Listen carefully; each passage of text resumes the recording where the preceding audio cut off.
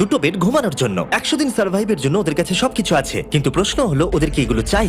একটা চিরুনি পেয়েছি। আমি কোনোদিনও চিরুনি ইউজ করেছি কিনা মনেই পড়ছে না। খুব ভালো। দেখো ওরা দুজন কিভাবে রুমের দুদিকে দাঁড়িয়ে আছে, বড়ই অদ্ভুত লাগছে। যখন আমি ওদের দুজনের চোখ খুলেছিলাম তখন ওরা প্রথমবার একে অপরকে দেখেছিল। আমি শুধু ভাবছি এখান থেকে বেরোনোর পর ব্যাপারটা কিরম হবে, ও হ্যাঁ, ঠিক কতখানি ভালো লাগবে।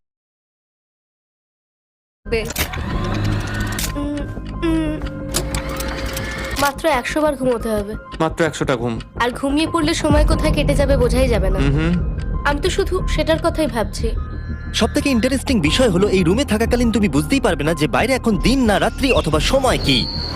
আর প্রথম রাত্রেই সুজি আর বেলি বড় ভুল করে ফেললো মাত্র 2 ঘন্টা ঘুমিয়ে। তার মানে হলো ওরা দ্বিতীয় দিন শুরু করলো রাত 2:37-এ। আমার মনে হচ্ছে আমি যেন নতুন জীবনে পা রেখেছি। আচ্ছা তুমি কি খাবে?